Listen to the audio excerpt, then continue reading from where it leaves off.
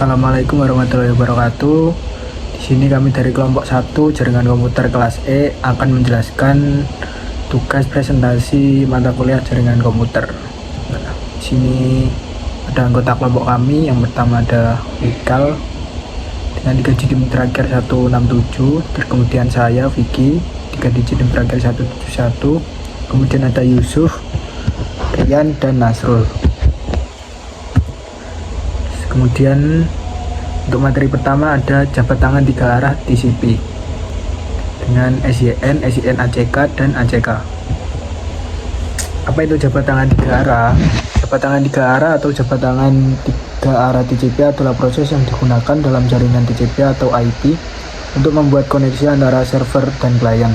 Ini adalah proses 3 langkah yang harus dilakukan klien dan server untuk bertukar paket, sinkronasi, dan pengakuan sebelum proses komunikasi data yang sebenarnya dimulai. Terus untuk selanjutnya di sini ada jenis pesan TCP. Yang pertama ada SYN adalah digunakan untuk memulai dan membuat koneksi. Ini juga membantu Anda mensinkronasikan nomor urut antar perangkat. Yang kedua ada ACK, membantu mengkonfirmasi ke pihak lain bahwa ia telah menerima SYN. Yang terakhir ada SYN ACK, pesan SYN dari perangkat lokal dan ACK dari paket sebelumnya. Dan terakhir ada FIN, digunakan untuk mengakhiri koneksi. Nah, kemudian ada proses jabat tangan 3 arah TCP. Nah, langkah pertama di sini adalah langkah pertama klien membuat koneksi dengan server. Kemudian ia mengirimkan segmen atau SYN dan memberitahu server tentang klien harus memulai komunikasi dan dengan nomor urutnya. Langkah kedua, pada langkah ini server merespon permintaan klien dengan set sinyal SYN ACK. ACK membantu Anda menandakan respon segmen yang diterima dengan SYN, menambahkan nomor urut apa yang harus dimulai dengan segmen tersebut. Nah, untuk langkah ketiga atau terakhir, pada langkah terakhir ini klien mengakui respon dari server dan mereka berdua membuat koneksi yang stabil akan memulai proses transfer data yang sebenarnya. Nah, ini untuk contoh nyatanya. Baik, untuk penjelasan selanjutnya akan dijelaskan oleh rekan saya. Terima kasih. Assalamualaikum warahmatullahi wabarakatuh. Perkenalkan, nama saya Rian Ilma Ahmada dengan NIM 240512141154. Di sini saya akan melanjutkan presentasi yang telah dibuat oleh teman saya, atau melanjutkan presentasi yang sudah dimulai oleh teman saya. Host X memulai koneksi dengan mengirimkan paket TCP SYN ke tujuan hostnya. Paket berisi nomor urut acak, misalnya 4321, yang menunjukkan awal nomor urut data yang harus dikirimkan oleh host X. Setelah itu server akan menerima paket tersebut dan merespon dengan nomor urutnya. Responnya juga mencakup nomor pengakuan, yaitu nomor urut host X yang ditambah 1. Di sini 4322. Host X merespon server dengan mengirimkan nomor pengakuan yang sebagian besar merupakan nomor urut server yang bertambah 1. Setelah proses transmisi data selesai, TCP secara otomatis mengakhiri koneksi antara dua titik akhir yang terpisah. Kesimpulan, jabat tangan 3 arah TCP adalah proses yang digunakan dalam jaringan TCP atau IP untuk membuat koneksi antara server dan klien. SYN digunakan untuk memulai dan membuat koneksi. ACK membantu mengkonfirmasi ke pihak lain bahwa ia telah menerima SYN.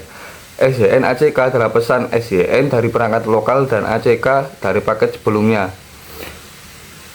FIN digunakan untuk mengakhiri koneksi. Proses jabat tangan TCP, klien perlu memulai percakapan dengan meminta sesi komunikasi dengan server. Pada langkah pertama, klien membuat koneksi dengan server. Pada langkah kedua ini, server merespon permintaan klien dengan set sinyal SYN ACK. Pada langkah terakhir ini, klien mengakui respon server. TCP secara otomatis mengakhiri koneksi antara dua titik akhir yang terpisah. Apa itu VLAN? VLAN atau Virtual Local Area Network adalah teknologi yang memungkinkan pemisahan jaringan secara logis dalam satu perangkat fisik seperti switch. Mengapa VLAN penting? VLAN penting karena dapat mengurangi broadcast domain, meningkatkan keamanan, dan memudahkan pengelolaan jaringan. Contoh penggunaan VLAN di perusahaan: VLAN dapat memisahkan jaringan HR, IT, dan keuangan dalam satu infrastruktur fisik. Konsep dasar FLAN. FLAN adalah sebuah metode yang digunakan untuk membagi satu jaringan fisik menjadi beberapa jaringan logis yang berbeda. Dengan FLAN, setiap perangkat dalam jaringan dapat dipisahkan sesuai dengan fungsi atau kebutuhan tanpa harus menggunakan perangkat tambahan. FLAN bekerja pada layer 2 atau data link layer dalam model OSI, di mana switch mengatur lalu lintas data berdasarkan FLAN ID daripada hanya mengandalkan alamat MAC. Dalam jaringan yang menggunakan FLAN, komunikasi antar perangkat yang berada dalam FLAN yang sama dapat dilakukan langsung melalui switch, sedangkan komunikasi antar FLAN memerlukan bantuan router atau layer 3 switch. Assalamualaikum warahmatullahi wabarakatuh. Nama saya Mikael Valdo Freska Kurniawan dengan 3 digit NIM terakhir 167. Dari materi yang sebelumnya disampaikan oleh teman saya akan melanjutkan, yaitu selanjutnya adalah jenis-jenis LAN. Di sini dibagi dua berdasarkan fungsi dan berdasarkan metode konfigurasi. Berdasarkan fungsi, data VLAN mengisolasi lalu lintas data pengguna. Kemudian yang kedua ada voice LAN, yaitu yang diprioritaskan untuk komunikasi VoIP. Terus kemudian ada manajemen VLAN, digunakan untuk mengelola perangkat jaringan. Terus keempat ada native VLAN, digunakan dalam mode trunking untuk menangani lalu lintas tanpa tagging. Berikutnya ada berdasarkan metode konfigurasi, yaitu ada dua, statistik VLAN, yaitu VLAN yang ditentukan berdasarkan port atau switch tertentu. Yang kedua ada dynamic VLAN, yaitu yang ditentukan untuk berdasarkan alamat MAC perangkat. Selanjutnya ada cara kerja VLAN. Yang pertama, switch mengelompokkan perangkat berdasarkan VLAN ID. Yang kedua, tagging VLAN dengan IEEE 802.1Q memungkinkan komunikasi VLAN antar switch. Yang ketiga, inter-VLAN routing diperlukan jika perangkat dalam VLAN yang berbeda ingin berkomunikasi. Kemudian selanjutnya ada kekurangan dan kelebihan VLAN. Kelebihannya yaitu meningkatkan efisiensi jaringan, terus kemudian mengurangi kemacetan lalu lintas atau traffic congestion terus ketiga lebih aman dibanding jaringan tanpa segmentasi. Kemudian yang keempat, memudahkan administrasi dan manajemen jaringan. Kemudian kekurangannya membutuhkan switch yang mendukung VLAN, terus kemudian membutuhkan konfigurasi tambahan. Yang ketiga, jika tidak dikonfigurasi dengan benar, bisa menyebabkan masalah komunikasi antar VLAN. Terus ini contoh penggunaan VLAN dalam perusahaan, ya. Ini editor bisa tampilkan saja di sini. Ya, ini contohnya jika VLAN 10HR itu pakai 192.168.10, terus kemudian dan selanjutnya diikuti. Oke, terima kasih. Penjelasan berikutnya akan disampaikan oleh teman saya.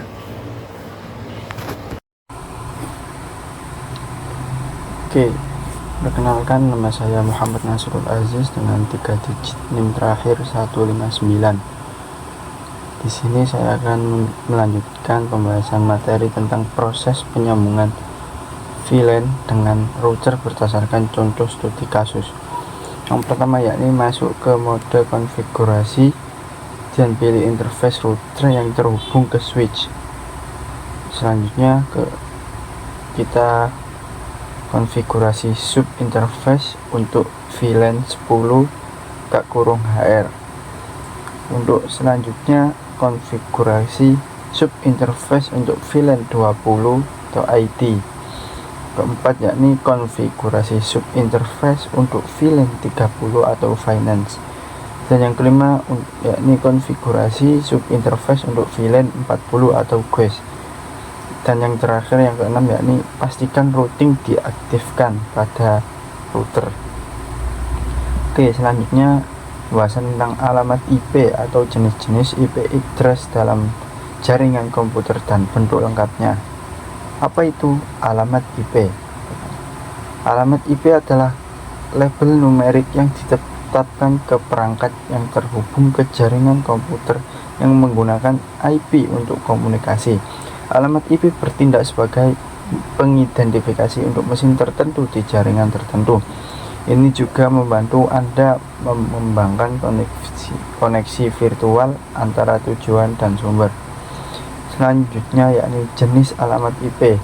Dalam hal ini terbagi 4 bagian. Yang pertama, alamat IP pribadi, alamat IP dinamis, alamat IP publik, dan alamat IP statis.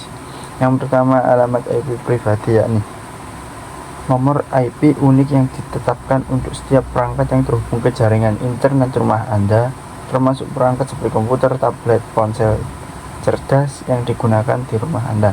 Kemungkinan besar ini juga mencakup semua jenis perangkat Bluetooth yang Anda gunakan, seperti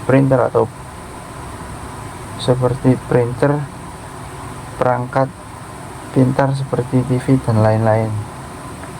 Dengan meningkatnya industri internet atau IoT produk, jumlah alamat IP pribadi yang mungkin Anda miliki di rumah Anda sendiri terus bertambah. Yang kedua yakni alamat IP publik. Alamat IP publik adalah alamat tempat satu alamat utama dikaitkan dengan seluruh jaringan Anda. Pada jenis alamat IP ini, setiap perangkat yang terhubung memiliki alamat IP yang sama. Selanjutnya, alamat IP dinamis. Alamat IP dinamis adalah alamat IP dinamis selalu berubah. Ini bersifat sementara dan dialokasikan ke perangkat setiap kali terhubung ke web. IP dinamis dapat melacak asal-usulnya ke kumpulan alamat IP yang digunakan bersama di banyak komputer. Alamat IP dinamis disebut juga jenis alamat protokol internet penting lainnya. Ini aktif untuk jangka waktu tertentu, setelah itu masa berlakunya akan habis. Dan untuk alamat IP statis ialah alamat IP yang tidak dapat diubah. Sebaliknya, alamat IP dinamis akan diberikan oleh Server Dynamic Host Configuration Protocol atau DHCP yang dapat berubah sewaktu-waktu. Alamat IP statis tidak pernah berubah, namun dapat diubah sebagai bagian dari administrasi jaringan rutin. Alamat IP statis bersifat konsisten yang diberikan satu kali dan tetap sama selama bertahun-tahun. Jenis IP ini juga membantu Anda mendapatkan banyak informasi tentang suatu perangkat. Perkenalkan, nama saya Yusuf Aura Ramadhani dengan 3 digit NIM terakhir 168. Jenis alamat IP situs web. Yang pertama yaitu alamat IP bersama. Alamat IP bersama digunakan oleh situs web bisnis kecil yang belum mendapatkan banyak pengunjung atau memiliki banyak file atau halaman di situsnya. Alamat IP tidak unik dan dibagikan dengan situs web lain. Yang kedua yaitu alamat IP khusus. Alamat IP khusus diberikan secara unik untuk setiap situs web. Alamat IP khusus membantu Anda menghindari potensi daftar belakang karena perilaku buruk orang lain di server. Alamat IP khusus juga memberi pilihan untuk menampilkan situs web menggunakan alamat IP saja, bukan nama domain. Ini juga membantu Anda mengakses situs web saat Anda menggunakan transfer domain. Versi alamat IP. IPv4 adalah versi pertama dari IP. IPv4 digunakan untuk produksi di ARPANET pada tahun 1983. Versi IP yang paling banyak digunakan. Ini digunakan untuk mengidentifikasi perangkat dari jaringan menggunakan sistem pengalamatan. IPv6 adalah versi terbaru dari Internet Protocol. Internet Engineer Task Force memulainya pada awal 1994. Desain dan pengembangan suite itu sekarang disebut IPv4. Versi alamat IP baru ini digunakan untuk memenuhi kebutuhan akan lebih banyak IP internet. Berikut adalah contoh gambar IPv4 dan IPv6.